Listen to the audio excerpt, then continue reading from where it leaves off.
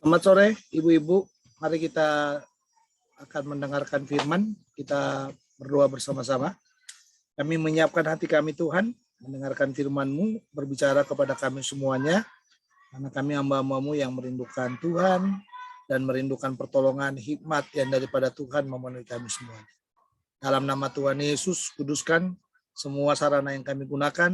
Hati kami juga dikuduskan Tuhan, pikiran kami, supaya firman ini boleh menjadi dasar yang mendasari kami dalam belajar dan juga sebelum kami mengambil perjamuan kudus bersama. Berkati pemberitaan ini dari awal hingga pada akhirnya, dalam Kristus Tuhan kami sudah berdoa. Amin. Baik, shalom. Sekali lagi ibu-ibu, mari kita buka Alkitab kita dari Lukas pasal 17. Lukas pasal 17. Mari kita lihat ayat 1 sampai dengan ayat yang ke-6. Lukas pasal 17, ya, ayat 1 sampai dengan ayat yang ke-6. Kalau sudah mendapat, saya membaca firman Tuhan demikian. Yesus berkata kepada murid-muridnya, tidak mungkin tidak akan ada penyesatan, tetapi celakalah orang yang mengadakannya. Adalah lebih baik baginya jika sebuah batu kilangan diikatkan pada lehernya, lalu ia dilemparkan ke dalam laut, daripada menyesatkan salah satu dari orang-orang yang lemah ini. Jagalah dirimu. Jikalau saudaramu berbuat dosa, tegurlah dia, dan jikalau ia menyesal, ampunilah dia. Bahkan jikalau ia berbuat dosa terhadap engkau 7 kali sehari, dan 7 kali ia kembali kepadamu dan berkata, aku menyesal, engkau harus mengampuni dia. Lalu kata rasul-rasul itu kepada Tuhan, tambahkanlah iman kami. Jawab Tuhan, kalau sekiranya kamu mempunyai iman sebesar biji sesawi saja, kamu dapat berkata kepada pohon ara ini, terbantunlah engkau dan tertanamlah di dalam laut, dan ia akan taat kepadamu. Ya, baik ibu-ibu, pasal 17, ya, ini bicara beberapa nasihat kalau menurut Alkitab lain, ya, judulnya beberapa nasihat. Berarti ada pengajaran-pengajaran Yesus yang mungkin belum dicatat, ya, di dalam khotbah di bukit mungkin, atau di dalam pengajaran-pengajarannya setiap hari, ya. Nah, sehingga beberapa pengajaran ini dirangkum oleh Lukas, ya, Lukas dengan mengatakan pengajaran itu sebagai nasihat-nasihat penting yang harus kita ingat dalam hidup kita. Nah, kalau saya tidak salah ada 3, ya. Ada 3 pengajaran yang Yesus tekankan di sana. Yang pertama adalah tentang penyesatan. Yang kedua adalah tentang saudara kita yang berbuat dosa kepada kita, atau saudara kita yang melakukan dosa.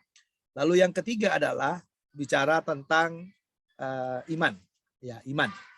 Nah, mari kita lihat bagian yang pertama, yaitu tentang penyesatan. Ya, kalau kita melihat penyesatan itu berarti bicara tentang orang yang membuat kita menjadi tersesat, atau orang yang membuat kita yang tadinya kita di ajaran yang sehat, tapi setelah kita ikut dia, ya, atau kita mendengarkan pengajarannya, membuat kita menjadi tersesat. Ya. Nah, bagaimana Yesus menanggapi tentang penyesatan ini? Nasihatnya kepada kita, kalau kita ketemu dengan orang yang tersesat atau yang menyesatkan ini, bagaimana tanggapan kita kepadanya? Nah, di sana dikatakan Yesus berkata kepada murid-muridnya, tidak mungkin tidak akan ada penyesatan. Nah, ini tapi dikatakan ternyata orang yang menyesatkan itu, Yesus katakan celakalah orang yang mengadakannya. Jadi orang yang suka menyesatkan itu adalah orang yang paling cilaka. Artinya apa? Ya, kalau ada orang berjalan di relnya Tuhan lalu kita belokkan dia, ya, sehingga dia melakukan hal-hal yang tidak benar dalam hidupnya. Nah, itu yang dikatakan oleh Tuhan bahwa kita ini sebenarnya mencelakakannya. Nah, ini sindiran Tuhan juga kepada orang-orang Farisi, ya, orang-orang Saduki dan ahli-ahli Taurat, yang dikatakan di dalam Alkitab itu mereka untuk mempertobatkan orang, mereka berani, ya, menyeberangi lautan, menyeberangi segalanya, ya, bayar harga untuk pertobatan seseorang. Tapi setelah mereka bertobat, justru mereka disesatkan. Nah, ini saya rasa pengajaran Yesus yang cukup sangat kuat itu, ya. Kalau kita melihat, ya, bahwa kepada yang menyesatkan itu Tuhan nggak tedengaling-aling. Bahkan Tuhan mengatakan mereka itu seperti apa? Seperti kubur, katanya. yang kelihatan dari luar, tapi di dalamnya itu ternyata itu tulang belulang, ya tulang belulang. Nah, tulang belulang atau sesuatu yang membusukkan, sesuatu yang tidak menyehatkan. Jadi kita bisa lihat di sini bahwa kalau ada orang yang menyesatkan kita dengan ajaran-ajaran tertentu, mereka itu adalah orang-orang yang paling celaka. Apalagi kalau mereka memutarbalikkan firman, ya, memutarbalikkan firman. Sekarang ini saudara, jujurlah kita melihat sekeliling kita bahwa kita ini perlu filter yang benar lah dalam setiap hidup kita, dalam setiap kita mendengarkan pengajaran atau mendengarkan khotbah-khotbah, kita perlu banyak sekali filter. Kita perlu membuat filter yang sangat baik supaya kita tidak tersesat, yang pada akhirnya nanti akan mempengaruhi pandangan kita, mempengaruhi hidup kita, dan mempengaruhi segalanya. Ya, mempengaruhi segalanya. Ya, contohnya apa iya kalau ibadah harus rebah terus? Ya, minggu lalu rebah, minggu depan didoain lagi rebah. Ya, minggu depan lagi rebah. Setiap maju altar call rebah mulu. Ya, kalau kita ketemu dengan orang-orang seperti itu, kira-kira gimana pandangan ibu-ibu sekalian? Kalau kita ketemu orang yang setiap didoakan pasti rebah, setiap didoakan pasti rebah. Ya, dulu saya ada mahasiswa yang seperti itu. Ya, setiap kita bikin doa malam, dia pasti rebah. Setiap saya bikin tantangan untuk doa malam, biasanya dia suka jatuh. Ya, dan kadang-kadang kalau dia sudah mulai jatuh, kadang-kadang saya cuekin lagi tuh. Ya, sampai-sampai pada suatu ketika di tempat PPL, ya saya bikin tantangan lagi. Nah, tiba-tiba dia mau jatuh lagi, saudara. Ya, saya bikin tantangan, dia mau PPL di tempat itu, lalu saya bikin tantangan. Ya, tantangan untuk jemaat di situ, tapi yang mau jatuh dia. Wah, ini kacau nih, ke saya gitu. Kenapa? Karena ternyata kita bisa melihat bahwa pertobatan seseorang itu perlu benar. Ya. Nah, saya kan bukan juga pendeta yang suka membuat rebah-rebah seperti itu, ya. Itu bukan keahlian saya seperti itu. Ya, saya lebih suka dengan mengajar, memuridkan, dan mendewasakan banyak orang supaya orang semakin dewasa. Nah, tapi kadang-kadang ada pendeta yang senang, atau ada hamba Tuhan, atau ada kelompok-kelompok organisasi tertentu di dalam kegerejaan itu yang senang dengan yang namanya rebah. Jadi kalau tidak rebah, berarti belum bertobat. Kalau nggak jatuh, belum bertobat gitu. Ya, saya dulu masih ingat tuh ya. Ya, ada satu kelompok yang seperti itu, yang suka dengan yang namanya rebah-rebah tadi itu. Ya, jadi kalau kita habis dilayani sama mereka, lalu kita tidak jatuh, mereka bilang, wah kemungkinan ada yang mengganjal, sehingga roh Tuhan tidak bekerja dengan baik. Nah, ya kan, roh Tuhan tidak bekerja dengan baik, yang membuat apa? Yang membuat pada akhirnya nggak jalan, katanya gitu. Nah, apakah seperti itu, saudara? Nah, ini yang ternyata yang harus diantisipasi, ya, harus diantisipasi oleh orang percaya. Bahwa Yesus katakan inilah yang namanya penyesatan. Di akhir zaman itu akan banyak penyesatan. Akan banyak orang yang menyesatkan kita. Yang kadang-kadang kita mungkin kita akan bingung dengan pengajaran-pengajaran yang muncul sekarang ini. Nah, tetapi apa hukumannya yang Tuhan Yesus katakan di sini bagi para penyesat? Ayat yang kedua dikatakan adalah lebih baik baginya jika sebuah batu kilangan diikatkan pada lehernya, lalu ia dilemparkan ke dalam laut daripada menyesatkan salah satu dari orang-orang yang lemah ini. Nah, ini dia. Jadi hukumannya orang-orang seperti itu ya harus diasingkan. Ya harus diasingkan. Kalau zaman Yesus itu kuat sekali itu ya. Istilah itu katanya dikalungkan batu besar itu, lalu dilemparkan ke dalam laut. Maksudnya apa? Jadi batu itu akan menarik dia masuk ke dalam laut itu daripada dia mencelakakan ya banyak orang-orang lemah dengan pengajaran-pengajaran tertentu. Ya, jadi kita harus belajar ya, ibu-ibu. Memang mungkin tidak ada kilangan batu lagi zaman ini yang bisa dilakukan untuk menghakimi orang yang menyesatkan, tetapi kita bisa melihat efek-efek dari orang yang menyesatkan, yang salah ngomong. Ya, tidak usah membahas nama ya. Yang salah ngomong, kita bisa lihat efek-efek itu sangat banyak sekali. Bagaimana masyarakat sekarang begitu cepat membuli segala sesuatu. Jadi begitu kita melihat bahwa ajaran itu menyimpang, bully itu akan jalan. Ya, siapapun itu, orangnya mau sehebat apapun, dia pasti kena bully.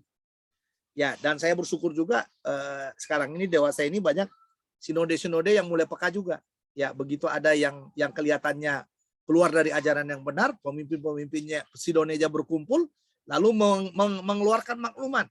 Ya, mengeluarkan maklumat, meminta untuk klarifikasi, meminta untuk minta maaf dan lain sebagainya. Nah, itu penting ya. Jadi kita harus mulai ya menjaga iman percaya kita. Itu tadi saya bilang, kita harus membuat Alkitab itu menjadi pisau bedah bagi kita untuk memahami semua kebenaran. Ini benar nggak menurut Alkitab? Ya, makanya ibu-ibu jangan lupa ya, jangan lupa membaca Alkitab itu. Setidak-tidaknya dibaca dengan baik, dipahami dengan baik, supaya apa?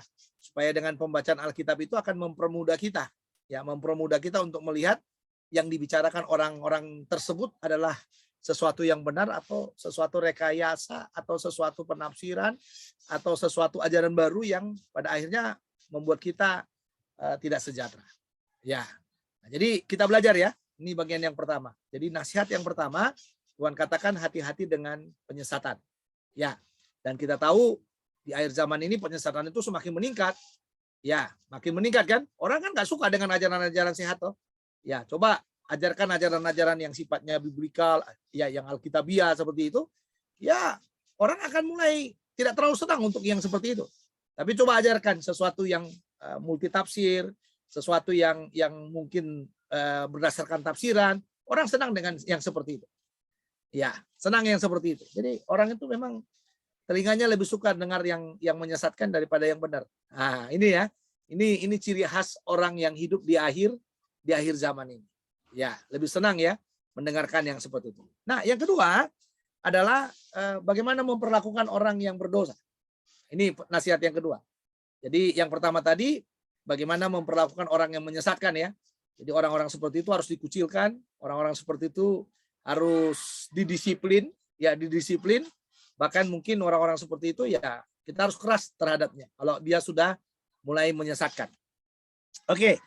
Lalu yang berikutnya dalam ayat 3 sampai ayat 4 itu, jagalah dirimu. Jikalau saudaramu berbuat dosa, tegurlah dia. Dan jikalau ia menyesal, ampunilah dia. Bahkan jikalau ia berbuat dosa terhadap engkau 7 kali sehari dan 7 kali ia kembali kepadamu dan berkata, aku menyesal, engkau harus mengampuni dia. Jadi yang kedua, bagaimana memperlakukan orang-orang yang berdosa. Apalagi kalau orang-orang itu berdosa bersalah kepada kita. Nah ini dia. Ya enggak? Ya, saya sangat yakin ya, kita sering melukai orang juga ya. Atau kadang-kadang mungkin kita yang melukai. Ya, bisa jadi juga ya sebaliknya kita yang melukai. Kita dilukai atau kita yang melukai. Artinya begini. Artinya kalau kita bertemu dengan orang-orang yang mungkin hidupnya tidak terlalu jadi berkat buat kita, hidupnya mungkin jadi sandungan bagi kita, bagaimana kita memperlakukan orang-orang ini? Nah, ternyata Yesus di sini katakan yang pertama itu adalah jagalah dirimu katanya. Jadi diri kita ini harus kita backup dulu, jagalah dirimu. Alkitab bahasa aslinya bukan berkata sekedar berkata jagalah dirimu, tapi lindungilah dirimu. Lindungi dirimu. Dalam arti diri kita ini harus menjadi diri yang bisa independen. Ya, independen, tapi kita bergantung kepada Tuhan. Independen dalam arti kita peka melihat situasi demi situasi yang ada di sekitar kita. Nah, jadi makanya kata yang paling tepat sebenarnya dalam bahasa Yunani itu lindungilah dirimu. Proteksilah dirimu. Nah, ini dia ya, proteksilah dirimu. Nah, kenapa kita harus menjaga diri kita di sini dikatakan? Ya, jikalau saudaramu berbuat dosa, tegurlah dia. Jadi kalau kita bisa independen, kita bisa mengunci, memproteksi diri kita dengan baik, dengan kita tadi hidup dalam ajaran yang sehat, hidup dalam pertumbuhan rohani yang baik, dan kita menjadi seorang yang bisa dikatakan kita ini adalah orang yang rohani, seperti itu saudara, orang yang rohani, orang yang mungkin tidak larut, ya, atau tidak cenderung melukai orang lain, tetapi seharusnya mungkin lebih siap untuk dilukai daripada melukai orang lain. Nah, itu dia. Nah, ternyata dikatakan di sini, ya, jikalau saudara berbuat dosa, tegurlah dia. Nah, ini kemampuan menegur itu kadang-kadang ya, kalau kita melihat ada orang berbuat dosa, kemampuan menegur itu kita kadang-kadang nggak sanggup. Kenapa? Karena kalau kita tahu ya, kalau ditegur kondisinya tidak siap, paling dia akan berbantahan. Kalau dia tidak berbantahan, paling dia melawan. Kalau dia tidak melawan, paling dia jadi musuh. Menyerang kita balik ya. Menyerang kita balik. Biasanya kan situasinya seperti itu. Jadi kalau kita menasihati orang, menegur orang yang berdosa, kalau kita sudah dia tidak bisa menerima ajaran itu, tidak bisa menerima teguran itu, biasanya dia akan membuat serangan balik kepada kita. Nah, ini harus kita pahami nih, ibu-ibu sekalian ya, harus kita pahami. Nah, itu sebabnya tadi dikatakan proteksi dirimu. Ya, proteksi dirimu. Kenapa? Karena ternyata serangan balik ini akan bisa menghancurkan kita juga kalau kita tidak siap. Ya, kalau kita tidak siap. Nah, sehingga Yesus di sana mengatakan kepada kita, ya, kalau ada yang berdosa tegurlah. Ya, tegurlah katanya. Nah, ini paling penting ini. Ibu-ibu sekalian ya, menegur, memberanikan diri menegur mereka yang berdosa, mereka yang bersalah. Ya, jadi apa yang misalnya orang berkata, kau nggak benar kau. Ya, mungkin kalimat-kalimat seperti ini ya mungkin kita bisa sampaikan ya untuk menyatakan kepada mereka ya bahwa dia nggak benar. Nah, kalau kita yang ditegur, nah ini harus kita pegang nih ya. Kalau kita yang ditegur, kira-kira kalau dia bilang kita nggak benar, kita bersalah, kita berdosa, kira-kira apa yang menjadi kelanjutan yang harus kita sampaikan kepada mereka? Nah, kelanjutannya mungkin kita harus dengan rendah hati berkata, apanya yang nggak benar, apanya yang salah, apa yang menjadi dosa saya.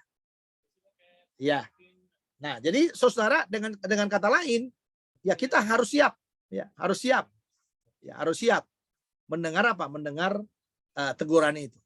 Ya, jadi mungkin kan dengan teguran itu kan pasti udah mulai akan duduk bareng, bicara empat mata, sudah mulai dia akan menyampaikan keberatan-keberatannya atas perilaku demi perilaku yang kita lakukan. Nah, itu makanya dikatakan kalau dia datang katanya itu 7 kali sehari, 7 kali juga kita harus mengampuni dia. Ya, makanya dikatakan di sana kuncinya adalah kita ini harus menjadi orang yang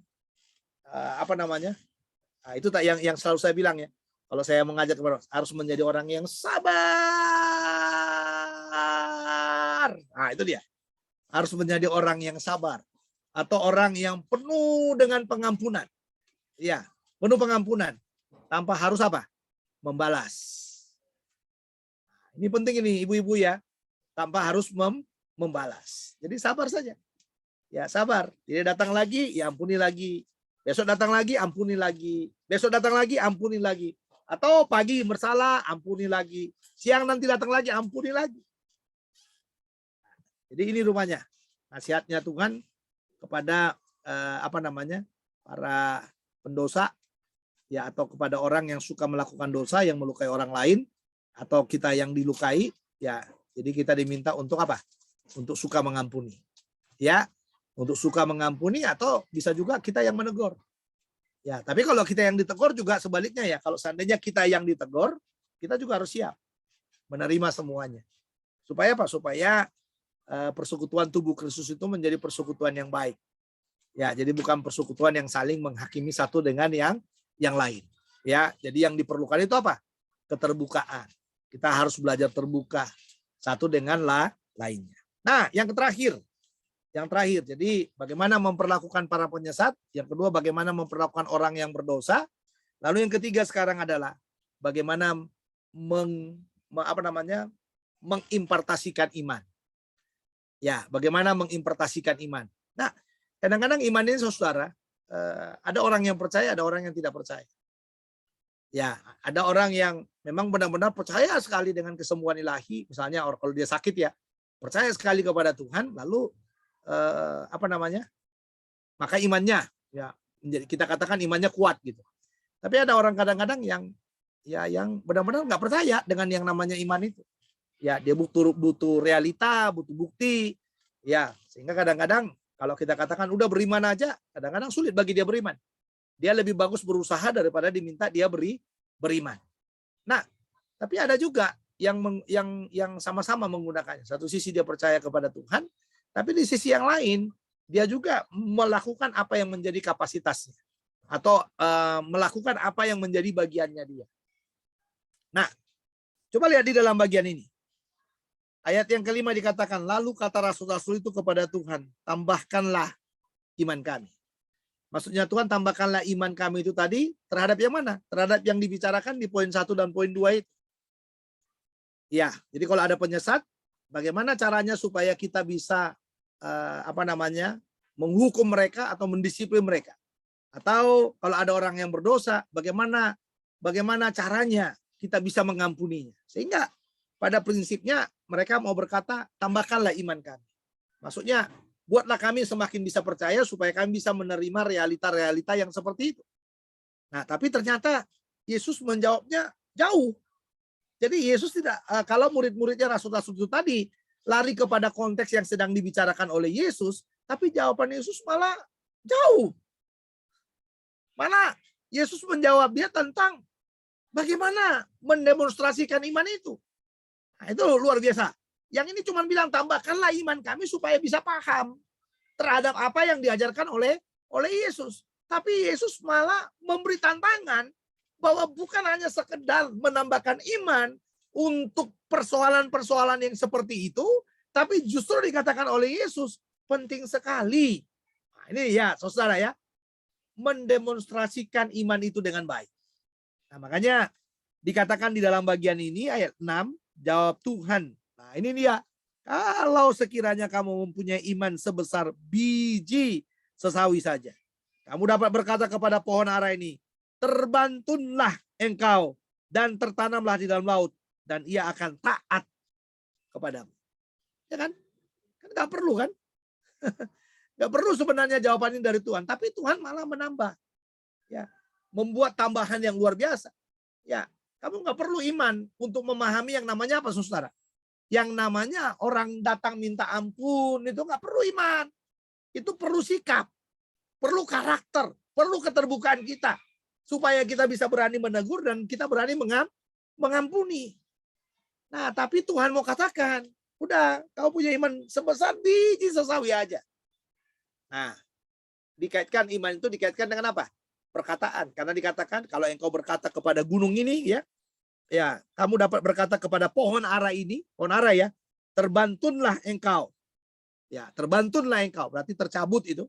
Dan tertanamlah di dalam laut. Dan ia akan taat kepadamu.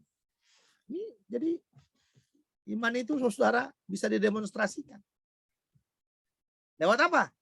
Lewat perkataan Tuhan. Lewat keyakinan kita kepada Tuhan. Jadi iman itu bukan sekedar alat untuk sekedar berkata saya percaya. Tapi iman itu bisa didemonstrasikan. Iman itu bisa bisa membawa kita menjadi orang yang full power, full kuasa. Kenapa? Karena kita beriman kepada Tuhan. Ya, karena kita beriman kepada Tuhan. Karena kita percaya kepada Tuhan. Dan inilah yang Tuhan mau. Ya, supaya orang percaya itu melakukan yang seperti ini dalam hidup. Jadi, kalau bicara tentang pengajaran sesat, bicara tentang orang berdosa diampuni, nggak perlu berkata tambahkanlah iman itu. Tapi bagaimana sekarang iman itu dipakai, didemonstrasikan dalam setiap persoalan hidup kita. Sehingga orang bisa melihat ya tangan kasih Tuhan dan bagaimana Tuhan mengasihi. Ya, saya banyak belajar ya, saudara-saudara. Terakhir-terakhir ini saya banyak belajar bagaimana yang disebut dengan beriman, percaya kepada Tuhan, dan bagaimana mendemonstrasikan kuasa Tuhan dalam hidup kita. Dan itu perlu. Ya, perlu itu. Kita mendemonstrasikan yang namanya kuasa Tuhan dalam hidup kita. Karena semakin kita mampu mendemonstrasikan iman kita, saya sangat percaya semakin dewasalah kita. Ya, tetapi semakin kita nggak berani, ya memang kita masih belum dewasa. Ya, belum dewasa. Jadi perlu kedewasaan. Dalam mendemonstrasikan iman itu perlu kedewasaan. Kedewasaan penuh, kedewasaan yang benar. Dan kita benar-benar bisa menunjukkan ya bahwa Tuhan itu adalah Tuhan yang hidup, Tuhan yang luar biasa bagi hidup kita. Jadi tiga ini ya yang menjadi bahan yang perlu kita renungkan ya untuk kita masuk ke dalam perjamuan hari ini. Ya, ingatlah nasihatnya Tuhan bahwa kalau ada yang menyesatkan, Anda harus menjauhkan diri dari dia, dan Anda mungkin kalau kita sanggup memberikan disiplin, kalau itu organisasi gereja, kita perlu mendisiplin orang-orang seperti itu. Lalu yang kedua, kalau kita bertemu dengan orang yang berdosa, kita harus sanggup menegurnya, tetapi juga harus sanggup mengampuninya. Jadi jangan hanya sekedar mampu menegur, tapi tidak bisa mengampuni. Atau kalau kita yang sedang berdosa, hal yang sama juga harus kita lakukan. Ya. Lalu yang ketiga adalah bagaimana mendemonstrasikan iman. Nah, dalam mendemonstrasikan iman ini perlu apa? Perlu kita percaya penuh kepada Tuhan. Makanya iman sebesar biji sesawi. Jadi maksudnya kalau kita punya iman itu jangan hanya sekedar punya iman, tapi sebesar biji sesawi saja, maka banyak perkara besar yang bisa kita lakukan bersama dengan Tuhan kita. Ya, sampai di sini pemberitaan firman Tuhan. Kalau ada yang mau didiskusikan, silakan didiskusikan. Tapi kalau tidak, kita akan berdoa dan kita Shalom, akan masuk ke dalam Pak perjamuan Hermon. kudus. Ya, Pak Hermon, saya mau yang pertama hati-hati dengan penyesatan. Jadi ya, kemarin teman saya datang bahwa dia ditelepon sama yang mengakunya mengakunya hamba Tuhan dan pendeta. Dia memutarbalikan firman, Pak. oke. Jadi dia bilang hukum yang terutama dan pertama itulah kasihilah sesama, bukan Tuhan, kata gitu. Karena Tuhan kan nggak kelihatan gitu kan, seperti kayak gitu Ya, Pak ya, Hermon. Sedangkan temanku kan sudah belajar bahwa di Matius itu kasihlah Tuhan Allahmu, itulah hukum yang pertama dan pertama. Jadi sekarang ini banyak sekali ya yang seperti itu Pak. Jadi kalau misalnya kena sama orang yang baru cinta mula-mula kepada Tuhan, itu sangat berbahaya sekali gitu Pak. Makanya dia iya, bilang, aduh saya harus jawab apa? Kamu harus jawab sesuai dengan firman yang sudah kamu pelajari, bahwa hukum yang pertama itu kasihlah Tuhan Allahmu dengan segenap hatimu, yang pertama dan terutama, saya bilang seperti itu Pak. Jadi iya, sangat kasihan sekali kalau ada anak-anak Tuhan yang memang udah mau sungguh-sungguh tetapi disesatkan dengan pengajaran seperti kayak gitu Pak. Makanya iya, saya bilang, aduh celakalah orang seperti kayak gini ya Pak. iya, celaka. Ya, kalau Iya. zaman Yesus mungkin akan ditaruh batu di lehernya dan dia akan dibuang ke dalam laut. Ya. Ya. Baik, Iya. terima kasih Bu Elia ya. Jadi itu tadi memang harus hati-hati ya. Ya, jadi Tuhan nggak kelihatan, marilah kita mengasihi sesama kita. Nanti lama-kelamaan itu jadi apa? Ya, kalau zaman dulu itu ada COG itu, Children of God. Ya, itu mari kita saling mengasihi. Ya, Allah nggak bisa, sebagai bukti kita saling mengasihi. Ya, macam-macam nanti. Ya, dan itu yang akhirnya akan menyesatkan kita. Jadi pengajaran sesat itu bukan makin bersih di zaman ini, tapi makin ke sana kepada kedatangan Tuhan itu pengajaran sesat itu semakin membengkak juga, makin banyak juga. Baik, ada lagi? Silakan. Ibu-ibu. Oke, kalau sudah tidak ada, mari kita akan persiapkan hati kita. Kita akan masuk dalam perjamuan kudus. Ya, kita berdoa bersama-sama. Bapa dalam sorga, kami datang kepadamu. Terima kasih buat firman-Mu, meteraikan dalam hati kami. Biarlah firman-Mu akan menolong kami, supaya kami boleh bertumbuh dengan baik, dan kami dijauhkan menjadi penyesat atau disesatkan. Tapi kami dijaga oleh Tuhan, kami dijauhkan juga menjadi orang yang melukai atau dilukai. Tapi kami mau jadi berkat bagi banyak orang, dan juga kami mau mendemonstrasikan iman percaya kami. Kami mau percaya kepada Tuhan Yesus yang mengasihi hidup kami. Terima kasih, kami akan perjamuan bersama, mengingat kembali korban-Mu, tubuh dan darah-Mu yang sungguh sangat luar biasa itu, yang sudah mengampuni kami dari semua dosa, dari semua salah. Dan hari ini kami mau menyatakan, Engkau baik, sangat baik, dan kami mau mengucap syukur atas korban-Mu yang sempurna bagi kami. Sehingga kami beroleh tempat di sorga, kami diberi kesempatan juga oleh Tuhan untuk hidup di dunia ini, menjangkau mereka yang belum terjangkau. Sehingga itulah yang menjadi pesan-Mu, tak setiap kali kami mengambil perjamuan, kami mengingat akan karya-Mu, dan juga Engkau yang mengatakan, barang siapa mengambil roti dan cawan, tubuh dan darah Tuhan, ia siap memberitakan semua pengorbanan daripada Tuhan, kematian dan kebangkitan Kristus. Kami mau Tuhan, bukan hanya sekedar kami memperingatinya, tapi kami mau juga menjadi saksi-Mu di tengah-tengah dunia ini, dan pakailah kami seluas-luasnya. Terima kasih buat kasih setia-Mu, dan terima kasih buat kebaikan-Mu, dan terima kasih buat rahmat anugerah-Mu. Kami akan minum dari roti dan cawan ini, kuduskan hati dan pikiran kami seluruhnya. Mari saudara-saudara, kita mempersiapkan roti dan juga mempersiapkan cawan. Ya.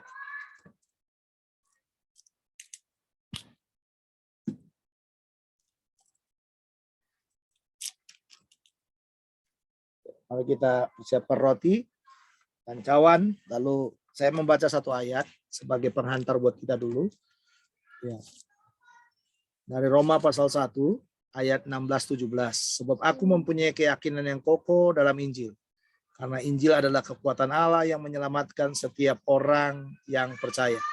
Pertama-tama orang Yahudi, tetapi juga orang Yunani. Sebab di dalamnya nyata kebenaran Allah yang bertolak dari iman dan memimpin kepada iman. Seperti ada tertulis, orang benar akan hidup oleh iman. Mari kita datang kepada Tuhan, kita mengangkat roti di tangan kanan kita. Angkat roti di tangan kanan saudara. Dengarkanlah firman Tuhan. Tuhan Yesus pada waktu perjamuan malam terakhir, Ia mengambil roti, memecahkannya, lalu berkata kepada murid-muridnya, ambillah, makanlah, sebab inilah tubuhku yang dipecah-pecahkan bagi banyak orang. Tubuh Kristus pernah terpecah-pecah di atas kayu salib demi mengampuni dosa-dosa kita. Kalau saudara percaya akan tubuh Kristus yang menjadi korban menghapus dosa itu, marilah kita makan dari roti ini dan dipersekutukan dengan tubuh Kristus. Kita makan dalam nama Tuhan Yesus.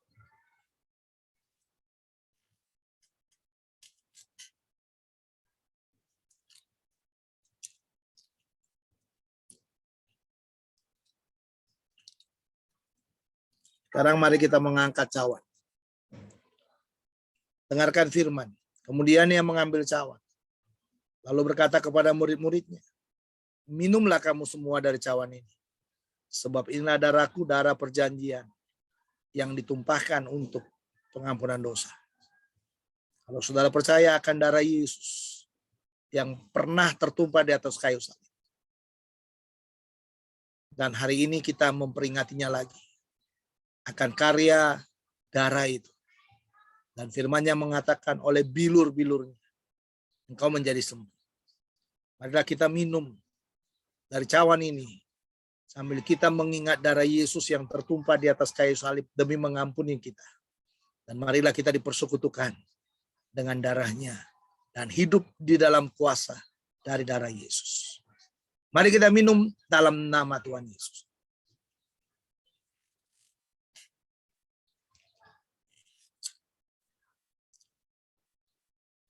Mari berterima kasih kepada Tuhan. Mari bersyukur, berdoa lepas pribadi. Kita berdoa bersama-sama. Bapa dalam surga, terima kasih perjamuan hari ini. Terima kasih kehadiran-Mu dalam ibadah kami. Dan kami mengenang kembali akan pengorbanan Yesus bagi kami. Dan terima kasih buat korban-Mu, korban yang sejati. Darah-Mu yang telah tercurah di atas kayu salib demi kami. Dan saat ini Tuhan, kami menyerahkan semua langkah hidup kami sepanjang bulan Oktober ini, supaya menjadi langkah yang diberkati oleh Tuhan, dan kami boleh melakukan segala sesuatu bersama dengan Tuhan. Kami juga berdoa, menyerahkan semua ibu-ibu Narwastu dalam semua sepanjang bulan Oktober ini. Kami mendoakan untuk semua cuaca, kami mendoakan untuk hujan, kami mendoakan untuk hal-hal yang membawa kebinasaan. Kami mau tolak itu dalam nama Yesus. Netralisir lagi ya Tuhan cuaca. Tidak ada cuaca ekstrim, tidak ada cuaca yang menakutkan. Tetapi cuaca kembali, panas, hujan, terik matahari, semua berjalan dengan normal karena ada kuasa darah-Mu yang mengerjakannya. Dan kami berdoa juga Tuhan, buat saudara-saudara kami yang terkena gempa di daerah Tapanuli Utara, di daerah Tarutung, kami mendoakan mereka supaya kiranya Tuhan menolong mereka. Tuhan menguatkan mereka sehingga semua kerugian-kerugian yang dialami oleh mereka, kiranya Engkau menolong. Kalau mereka dalam pengungsian, Tuhan akan menolong juga, memberikan kekuatan kepada mereka. Terima kasih Tuhan Yesus. Kami mendoakan untuk Kota Bekasi supaya dihindarkan oleh Tuhan dari semua keekstriman cuaca yang ada. Dan juga Jakarta dan semua daerah-daerah penyangga lainnya. Semuanya aman dalam nama Yesus. Dan biar Tuhan bekerja dengan luar biasa. Kami mendoakan juga untuk Ibu Dede. Di bagian kepala mungkin setelah ada CT scan, ada sesuatu yang mungkin penyumbatan atau apapun Tuhan. Kami mendoakan dalam nama Yesus terbukalah semua penyumbatan-penyumbatan itu. Tidak ada penyumbatan. Dan Tuhan akan menolong, memberkati dengan kuasa yang daripada-Mu. Demikian juga Pak Wem dan juga dengan putranya. Kami bersyukur dengan apa yang Tuhan sudah kerjakan kepada istri dari Pak Wem.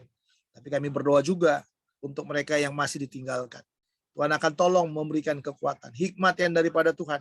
Supaya Pak Wemi boleh hidup dalam pertolongan Tuhan. Dan juga putranya juga yang sudah bertemu dengan Yesus, boleh semakin bertumbuh lagi dalam Yesus. semakin mengasihi Yesus di dalam setiap kehidupannya. Terima kasih, kami mendoakan saudara-saudara kami yang tidak hadir dalam Zoom meeting ini, kiranya tangan-Mu memberkati, tangan-Mu menolong, dan tangan-Mu menghibur mereka.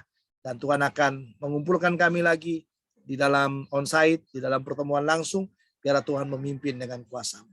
Dan kami akan akhiri ibadah kami, pulang kembali ke aktivitas kami menerima berkat yang daripada Tuhan. Saudara-saudara, angkat kedua tangan-Mu, arahkan hatimu kepada Tuhan.